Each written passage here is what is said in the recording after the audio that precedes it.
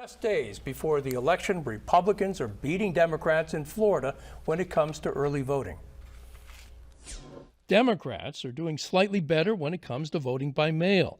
In the last presidential election year in 2020, a huge number of Floridians, 80%, voted in person and by mail because of the COVID epidemic.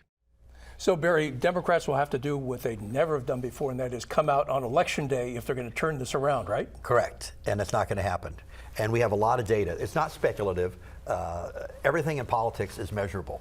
Right now, statewide, the Republicans have about a 3.5% advantage for turnout. They're about 53.5%. The Democrats are at 50%. But here's a big caveat. There's 1 million more Republicans in Florida than there were 4 years ago. 1 million more Republicans than there are Democrats. So if you have a 3.5% advantage, plus you have 1 million more, that's a apocalypse for the Democrats. And they say, well, whether they're going to come out. There's 5 days left.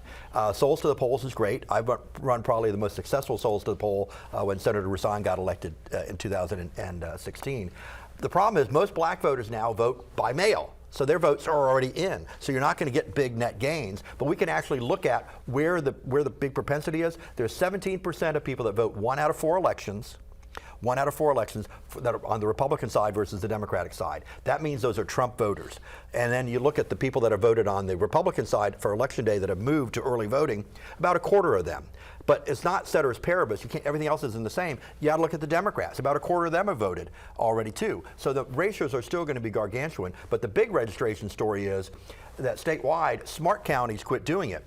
In Hillsborough County is one of the great advantages. You had 79,000, I think, 800 at book close 4 years ago. You had 5,034 this year. But the Democratic Party in Hillsborough spent $150,000 on voter registration this summer. When they started, they were 12,000 up. Now they're 5,000. So it looks like, in talking to the supervisors people, that the Hillsborough Democratic Party registered 3 to 1 Republicans. So my Republican friends want to send an award to the Hillsborough Democratic Party. Alan, I think the hope by Democrats is that there's a secret vote. Republican women are going to switch sides this election, and also Democrats hope that senior citizens switch sides this election because they're tired of the Trump chaos.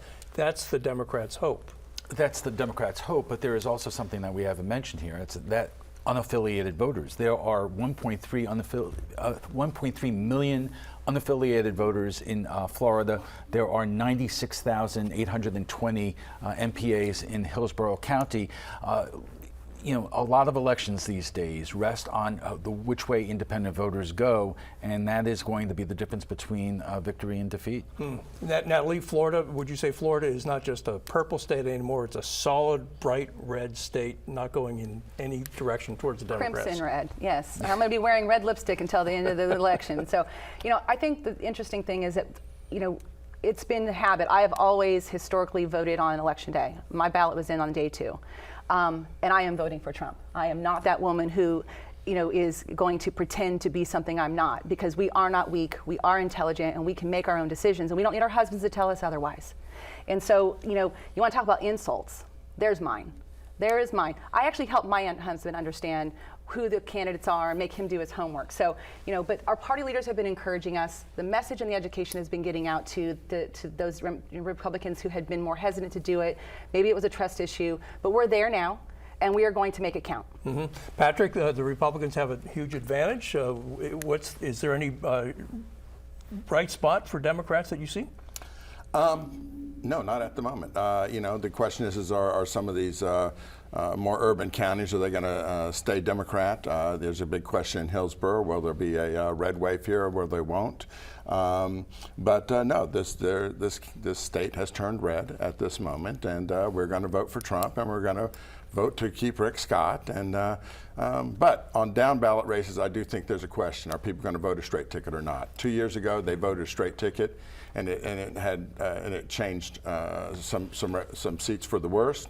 And we just don't know how it's going to be this time. We just have 10 seconds. I'll be quick. So I spent 4 hours at the early voting site in St. Pete. 98% of the people we talked to were voting straight tickets. All right, and Steve, did you want to jump in?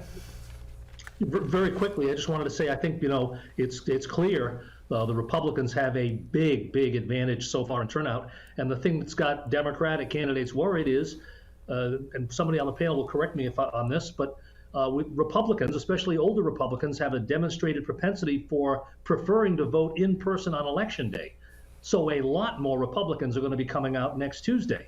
I think this spells trouble for the two controversial ballot amendments on abortion and marijuana, and I think it spells trouble for Democratic candidates down ballot. Democrats running for the legislature, for state attorney, other places.